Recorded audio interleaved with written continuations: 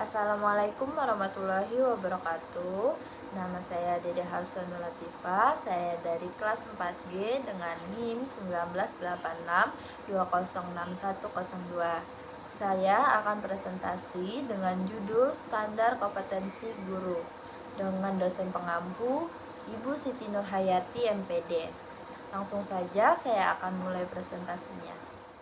Di dalam Undang-Undang Nomor 14 Tahun 2005 menjelaskan bahwa kompetensi adalah seperangkat pengetahuan, keterampilan dan perilaku yang harus dimiliki, dihayati dan dikuasai oleh guru atau dosen dalam melaksanakan tugas keprofesionalan. Di dalam kompetensi guru dapat dimaknai sebagai kebulatan pengetahuan, keterampilan dan sikap yang berwujud tindakan cerdas dan penuh tanggung jawab dalam melaksanakan tugas sebagai agen pembelajaran.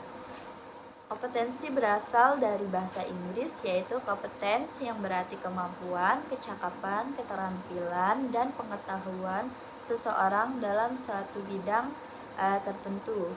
Jadi kompetensi itu diartikan sebagai kecakapan yang memadai untuk melakukan suatu tugas atau suatu keterampilan dan kecakapan yang diisyaratkan.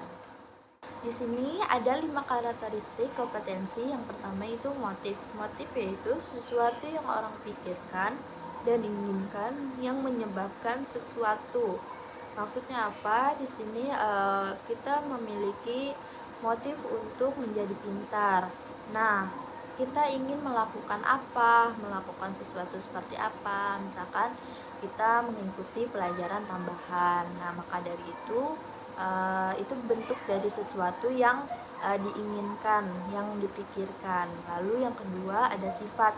Sifat yaitu karakteristik fisik, tanggapan komite terhadap situasi atau informasi. Sifat itu lebih kepada diri sendiri, bagaimana kita menanggapi sesuatu hal. Yang ketiga itu ada konsep. Konsep diri yaitu sikap, nilai, image diri sendiri. Lalu yang keempat ada pengetahuan, yaitu informasi yang dimiliki seseorang dalam bidang tertentu. Lalu yang kelima itu keterampilan, yaitu kemampuan untuk melakukan tugas-tugas yang berkaitan dengan fisik dan mental. Faktor yang mempengaruhi kompetensi seseorang terbagi menjadi dua, yaitu faktor internal dan faktor eksternal. Faktor internal ini adalah potensi bawaan yang dimiliki seseorang sejak lahir yang diturunkan dari orang tua. Kalau faktor eksternal itu potensi lingkungan yang membentuk seseorang untuk memiliki kompetensi. Jadi faktor internal itu berasal dari dalam diri, kalau faktor eksternal itu berasal dari lingkungannya. Ini ada kompetensi pedagogik. Kompetensi pedagogik meliputi pemahaman guru terhadap peserta didik, perancangan dan pelaksanaan pembelajaran, evaluasi hasil belajar, dan pengembangan peserta didik untuk mengaktualisasi berbagai potensi yang dimilikinya. Adapun secara terperinci dan ringkasnya dari kompetensi pedagogik, yang pertama itu berakhlak mulia, arif dan bijaksana, berwibawa, stabil dan dewasa, jujur dan menjadi teladan bagi peserta didik dan masyarakat, secara objektif mengevaluasi kinerja sendiri dan mengembangkan diri. Yang kedua ada kompetensi kepribadian. Kompetensi kepribadian merupakan kemampuan personal yang mencerminkan kepribadian yang mantap, stabil, dewasa, arif dan berwibawa, menjadi teladan bagi peserta didik dan berakhlak mulia.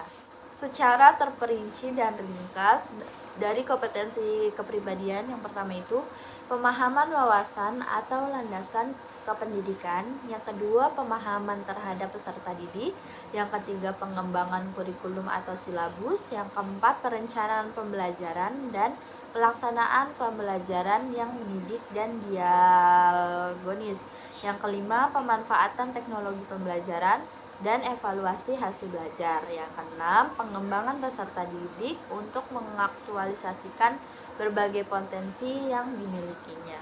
Kompetensi sosial. Kompetensi sosial merupakan kemampuan guru untuk berkomunikasi dan bergaul secara efektif dengan peserta didik, sesama pendidik, tenaga pendidik, orang tua atau wali peserta didik, dan masyarakat sekitar. secara terperinci dan ringkas dari kompetensi sosial. Yang pertama itu berkomunikasi lisan, tulisan, dan isyarat. Yang kedua itu menggunakan teknologi komunikasi dan informasi secara fungsional. Yang ketiga menerapkan prinsip-prinsip persaudaraan sejati dan semangat kebersamaan. Yang keempat bergaul secara efektif dengan peserta didik, sesama pendidik, tenaga pendidik, pemimpin suatu pendidikan, orang tua siswa. Yang kelima, bergaul secara santun dengan masyarakat sekitar dengan mengkaidahkan norma serta sistem nilai yang berlaku. Adapun kompetensi profesional merupakan penguasaan materi pembelajaran secara luas dan mendalam yang mencangkup penguasaan materi kurikulum, mata pelajaran di sekolah, dan substansi keilmuan yang menaungi materinya, serta penguasaan terhadap struktur dan metodologi keilmuan. Secara terperinci dan ringkas, kemampuan guru dalam mengetahui isi penguasaan dibagi menjadi dua. Yang pertama itu materi pembelajaran secara luas dan mendalam sesuai standar isi program satuan pendidikan, mata pelajaran atau kelompok mata pelajaran yang diampu. Yang kedua, konsep-konsep dan metode disiplin keilmuan, teknologi atau seni yang relevan yang secara konseptual menaungi dengan program satuan pendidikan, mata pelajaran ataupun kelompok mata pelajaran yang diampu. Sekian presentasi dari saya, kurang lebihnya mohon maaf. Wassalamualaikum warahmatullahi wabarakatuh.